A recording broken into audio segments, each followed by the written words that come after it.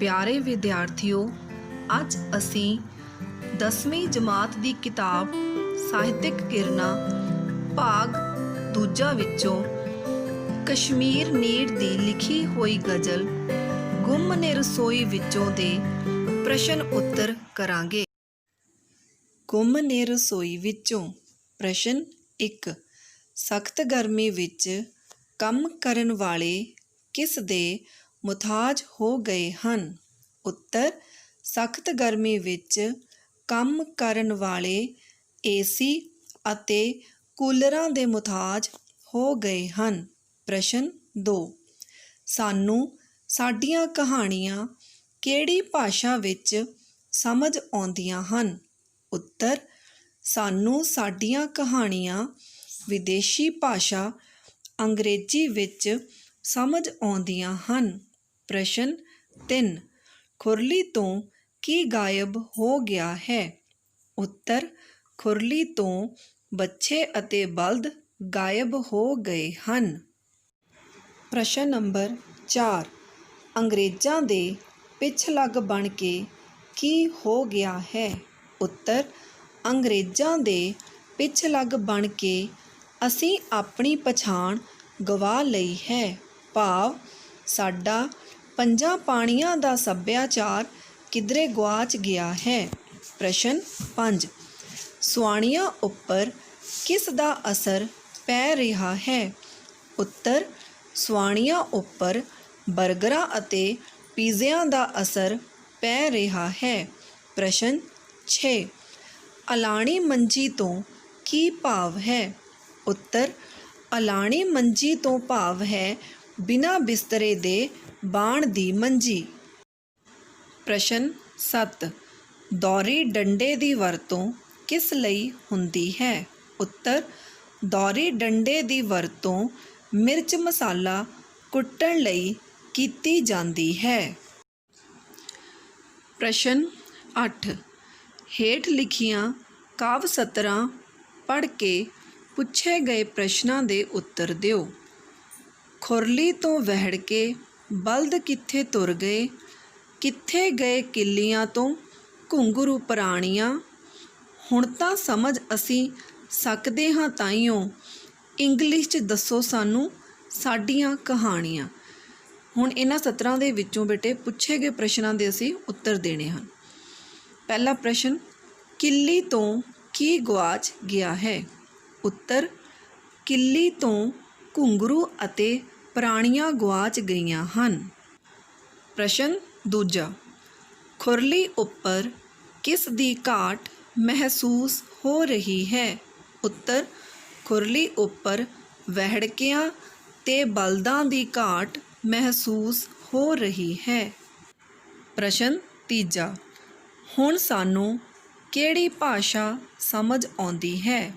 ਉੱਤਰ, ਹੁਣ ਸਾਨੂੰ ਅੰਗਰੇਜ਼ੀ ਭਾਸ਼ਾ ਸਮਝ ਆਉਂਦੀ ਹੈ। ਪ੍ਰਸ਼ਨ ਚੌਥਾ, ਇਹਨਾਂ ਕਾਵਿ ਸਤਰਾਂ ਦਾ ਭਾਵ 20 ਤੋਂ 25 ਸ਼ਬਦਾਂ ਵਿੱਚ ਲਿਖੋ। ਉੱਤਰ, ਇਹਨਾਂ ਕਾਵਿ ਸਤਰਾਂ ਦਾ ਭਾਵ ਹੈ ਕਿ ਪੁਰਾਣੇ ਜੀਵਨ ਜਿਉਣ ਦੇ ਢੰਗ ਅਲੋਪ ਹੋ ਗਏ ਹਨ। ਹੁਣ ਖੁਰਲੀ ਉੱਤੇ ਬੱਚੇ ਅਤੇ ਬਲਦ ਨਜ਼ਰ ਨਹੀਂ ਆਉਂਦੇ। ਹੁਣ ਕਿੱਲੀਆਂ ਉੱਤੇ ਘੁੰਗਰੂ ਅਤੇ ਪ੍ਰਾਣੀਆਂ ਵੀ ਨਹੀਂ ਲੱਭਦੀਆਂ। ਹੁਣ ਤਾਂ ਅਸੀਂ ਆਪਣੀਆਂ ਕਹਾਣੀਆਂ ਤਾਂ ਹੀ ਸਮਝ ਸਕਦੇ ਹਾਂ ਜੇਕਰ ਇਹ ਸਾਨੂੰ ਅੰਗਰੇਜ਼ੀ ਵਿੱਚ ਦੱਸੀਆਂ ਜਾਣ। ਹਾਂਜੀ ਬੇਟੇ, ਹੁਣ ਹੈ ਆਪਣਾ ਪ੍ਰਸ਼ਨ 9। ਪੰਜਾਬੀ ਸੱਭਿਆਚਾਰ ਉੱਪਰ ਪੱਛਮੀ ਪ੍ਰਭਾਵ ਪੈ ਰਿਹਾ ਹੈ। ਕੀ ਤੁਸੀਂ ਇਸ ਵਿਚਾਰ ਨਾਲ ਸਹਿਮਤ ਹੋ? ਆਪਣੀਆਂ ਦਲੀਲਾਂ ਦਿਓ। ਉੱਤਰ, ਪੰਜਾਬੀ ਸੱਭਿਆਚਾਰ 'ਤੇ ਸੱਚਮੁੱਚ ਹੀ ਪੱਛਮੀ ਪ੍ਰਭਾਵ ਪੈ ਰਿਹਾ ਹੈ। ਇਹੀ ਕਾਰਨ ਹੈ ਕਿ ਸਾਡਾ ਰਹਿਣ ਸਹਿਣ, ਖਾਣ ਪੀਣ ਅਤੇ ਪਹਿਰਾਵਾ ਆਦਿ ਸਭ ਕੁਝ ਬਦਲ ਗਿਆ ਹੈ। ਸਾਡਾ ਰਹਿਣ ਸਹਿਣ ਪੱਛਮੀ ਢੰਗ ਦਾ ਹੁੰਦਾ ਜਾ ਰਿਹਾ ਹੈ। ਜਿਹੜੇ ਲੋਕ ਗਰਮ ਹਵਾ ਵਿੱਚ ਛਾਤੀ ਤਾਣ ਕੇ ਕੰਮ ਕਰਦੇ ਸਨ, ਉਹ ਏਸੀ ਅਤੇ ਕੂਲਰਾਂ ਦੇ ਮੁਤਾਜ ਹੋ ਗਏ ਹਨ। ਸੌਣ ਲਈ ਬਿਨਾਂ ਬਿਸਤਰੇ ਦੇ ਮੰਜੀਆਂ ਦੀ ਥਾਂ ਹੁਣ ਗੱਦਿਆਂ ਦੀ ਵਰਤੋਂ ਹੋ ਰਹੀ ਹੈ। ਰਸੋਈ ਦਾ ਸਮਾਨ ਵੀ ਬਦਲ ਗਿਆ ਹੈ। ਸਾਡੇ ਖਾਣ ਪੀਣ 'ਤੇ ਵੀ ਪੱਛਮੀ ਪ੍ਰਭਾਵ ਪਿਆ ਹੈ। ਬਰਗਰ ਅਤੇ ਪੀਜ਼ੇ ਸਾਡੇ ਖਾਣੇ ਦਾ ਹਿੱਸਾ ਬਣ ਗਏ ਹਨ। ਸਾਡੇ ਪਹਿਰਾਵੇ 'ਤੇ ਵੀ ਪੱਛਮੀ ਪ੍ਰਭਾਵ ਪਿਆ ਹੈ। ਕੁੜੀਆਂ ਸਲਵਾਰ ਕਮੀਜ਼ ਦੀ ਥਾਂ ਜੀਨ ਤੇ ਟੌਪ ਦੀ ਵਰਤੋਂ ਕਰਨ ਲੱਗ ਪਈਆਂ ਹਨ। ਮਰਦਾਂ ਦਾ ਪਹਿਰਾਵਾ ਵੀ ਪੱਛਮੀ ਹੋ ਗਿਆ ਹੈ। ਅਸੀਂ ਅੰਨ੍ਹੇਵਾਹ ਪੱਛਮੀ ਸੱਭਿਆਚਾਰ ਦੀ ਨਕਲ ਕਰ ਰਹੇ ਹਾਂ ਅਤੇ ਇਹ ਰੁਝਾਨ ਲਗਾਤਾਰ ਵੱਧਦਾ ਜਾ ਰਿਹਾ ਹੈ। ਇਸੇ ਪ੍ਰਭਾਵ ਕਾਰਨ ਅਸੀਂ ਆਪਣੀ ਪਛਾਣ ਗੁਆ ਚੁੱਕੇ ਹਾਂ। ਇਸ ਤਰ੍ਹਾਂ ਨਿਸ਼ਚਿਤ ਤੌਰ 'ਤੇ ਪੰਜਾਬੀ ਸੱਭਿਆਚਾਰ ਉੱਪਰ ਪੱਛਮੀ ਪ੍ਰਭਾਵ ਪੈ ਰਿਹਾ ਹੈ। ਪ੍ਰਸ਼ਨ 10 ਕੀ ਪਰੰਪਰਕ ਜੀਵਨ ਜਾਚ ਨੂੰ ਬਚਾਇਆ ਜਾ ਸਕਦਾ ਹੈ? ਆਪਣੇ ਸੁਝਾਅ ਪੇਸ਼ ਕਰੋ। ਉੱਤਰ ਸਮਾਂ ਬਦਲਣ ਦੇ ਨਾਲ ਜ਼ਿੰਦਗੀ ਦੀਆਂ ਕਦਰਾਂ ਕੀਮਤਾਂ ਵੀ ਬਦਲ ਜਾਂਦੀਆਂ ਹਨ, ਪਰ ਜ਼ਰੂਰੀ ਨਹੀਂ ਹੁੰਦਾ ਕਿ ਹਰ ਪਰੰਪਰਕ ਚੀਜ਼ ਨੂੰ ਬਦਲਿਆ ਜਾਵੇ, ਕਿਉਂਕਿ ਕਈ ਚੀਜ਼ਾਂ ਪੁਰਾਣੀਆਂ ਚੰਗੀਆਂ ਸਨ ਅਤੇ ਕਈ ਅੱਜ ਕੱਲ੍ਹ ਦੀਆਂ ਚੰਗੀਆਂ ਹਨ। ਪਰੰਪਰਕ ਚੀਜ਼ਾਂ ਜਿਵੇਂ ਸ਼ਿਸ਼ਟਾਚਾਰ ਦੇ ਗੁਣ ਅਤੇ ਨੈਤਿਕਤਾ, ਸਦਾਚਾਰ, ਕਦਰਾਂ ਕੀਮਤਾਂ ਅਤੇ ਬਜ਼ੁਰਗਾਂ ਦਾ ਸਤਿਕਾਰ ਬੜਾ ਕੁਝ ਚੰਗਾ ਸੀ। ਪੁਰਾਣੇ ਘਰ ਭਾਵੇਂ ਛੋਟੇ ਸੀ, ਪਰ ਲੋਕਾਂ ਦੇ ਦਿਲ ਵੱਡੇ ਸਨ। ਲੋਕਾਂ ਦਾ ਸਮਾਜਿਕ ਮੇਲ ਜੋਲ ਬਹੁਤ ਸੀ। ਹਰ ਕਿਸੇ ਦਾ ਆਦਰ ਮਾਣ ਹੁੰਦਾ ਸੀ, ਜੋ ਅੱਜ ਕੱਲ੍ਹ ਖਤਮ ਹੋ ਗਿਆ ਹੈ। ਜੇ ਅਸੀਂ ਚਾਹੀਏ ਤਾਂ ਅੱਜ ਵੀ ਪਰੰਪਰਕ ਜੀਵਨ ਜਾਚ ਦੀਆਂ ਗੱਲਾਂ ਨੂੰ ਕਾਇਮ ਰੱਖਿਆ ਜਾ ਸਕਦਾ ਹੈ। ਰਿਸ਼ਤਿਆਂ ਦਾ ਪਿਆਰ, ਨਿੱਘ ਤੇ ਪਵਿੱਤਰਤਾ ਕਾਇਮ ਰੱਖੀ ਜਾ ਸਕਦੀ ਹੈ। ਨੈਤਿਕ ਸਿੱਖਿਆ ਅਤੇ ਸਦਾਚਾਰ ਦੇ ਗੁਣ ਖਤਮ ਨਹੀਂ ਕਰਨੇ ਚਾਹੀਦੇ। ਆਪਣਾ ਪਹਿਰਾਵਾ, ਸਦਾਚਾਰ ਅਤੇ ਅਮੀਰ ਵਿਰਸੇ ਦੀ ਪਛਾਣ ਨੂੰ ਕਾਇਮ ਰੱਖਣਾ ਚਾਹੀਦਾ ਹੈ। ਲੋਕਾਂ ਨੂੰ ਆਪਣਾ ਰਹਿਣ ਸਹਿਣ ਅਤੇ ਜੀਵਨ ਸ਼ੈਲੀ ਬਦਲਣੀ ਚਾਹੀਦੀ ਹੈ, ਪਰ ਆਪਣੇ ਬਜ਼ੁਰਗਾਂ ਦਾ ਸਤਿਕਾਰ, ਆਦਰ ਮਾਣ ਅਤੇ ਰਿਸ਼ਤਿਆਂ ਨੂੰ ਜ਼ਿੰਦਗੀ ਵਿੱਚੋਂ ਮੰਨਫੀ ਨਹੀਂ ਕਰਨਾ ਚਾਹੀਦਾ। ਪ੍ਰਸ਼ਨ 11 ਪੰਜਾਬੀ ਦਿਹਾਤੀ ਜੀਵਨ ਜਾਚ ਨਾਲ ਸੰਬੰਧਿਤ ਸੰਦਾਂ, ਚੀਜ਼ਾਂ ਦੀ ਸੂਚੀ ਬਣਾਓ। ਉਹਨਾਂ ਦੇ ਕੰਮਾਂ ਦਾ ਵੇਰਵਾ ਵੀ ਦਿਓ। ਉੱਤਰ ਚੱਕੀ, ਆਟਾ ਤੇ ਦਾਲ ਪੀਸਣ ਵਾਲੀ। ਘੁੰਗਰੂ, ਬਲਦਾਂ ਦੇ ਗਲਾਂ ਵਿੱਚ ਪਾਉਣ ਵਾਲੇ। ਮਧਾਣੀ ਤੇ ਚਾਟੀ, ਦੁੱਧ ਰਿੜਕਣ ਵਾਲੀ। ਦੌਰੀ ਡੰਡਾ, ਮਸਾਲਾ ਕੁੱਟਣ ਵਾਲਾ।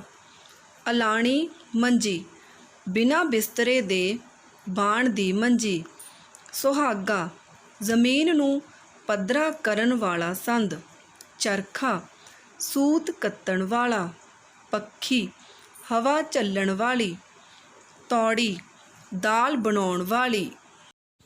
ਪ੍ਰਸ਼ਨ 12 ਕਦਰਾਂ ਕੀਮਤਾਂ ਦੇ ਆਧਾਰ ਉੱਪਰ ਸਮਕਾਲੀ ਪੰਜਾਬੀ ਸੱਭਿਆਚਾਰ ਬਾਰੇ ਟਿੱਪਣੀ ਕਰੋ।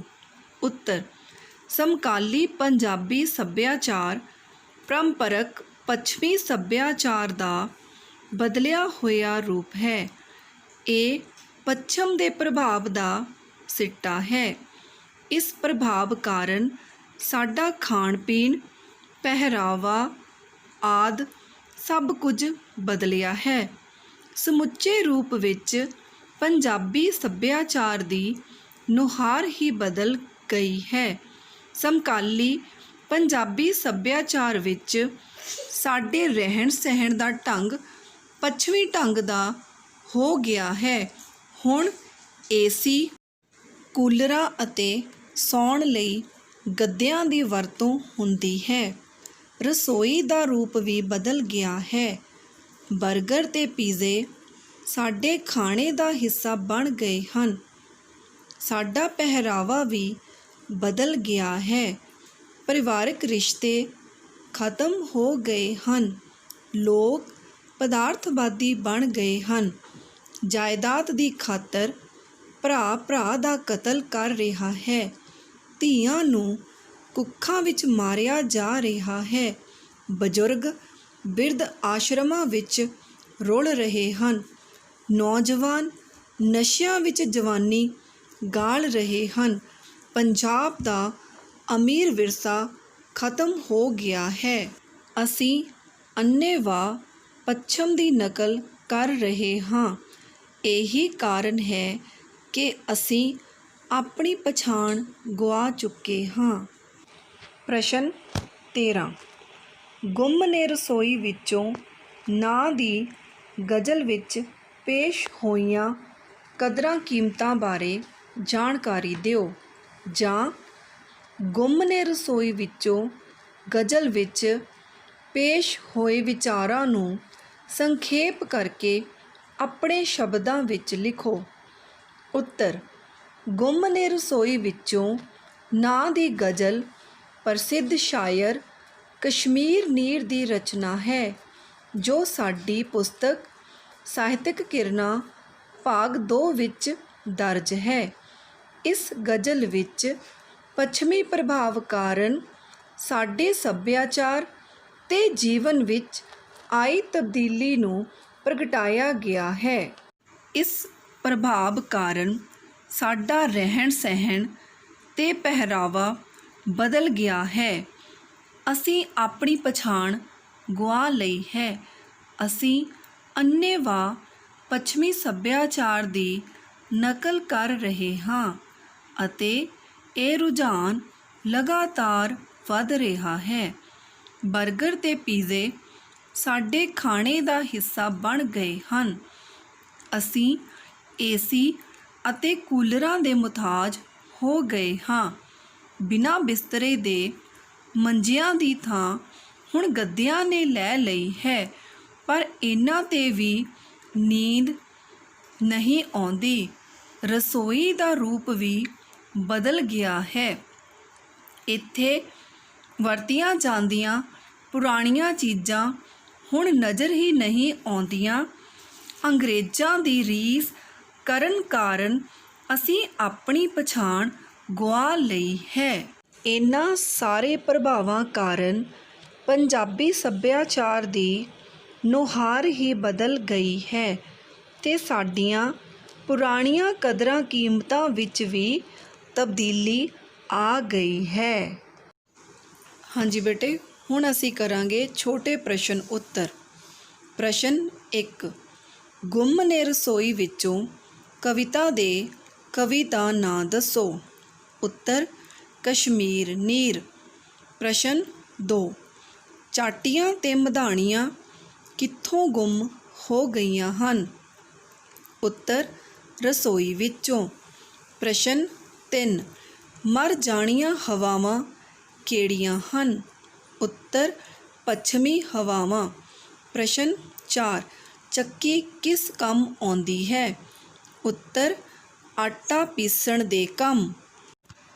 ਪ੍ਰਸ਼ਨ 5 ਜੀਣ ਜੁਗਤ ਤੋਂ ਕੀ ਭਾਵ ਹੈ। ਉੱਤਰ: ਜਿਉਣ ਦਾ ਢੰਗ ਜਾਂ ਜੀਵਨ ਜਾਚ।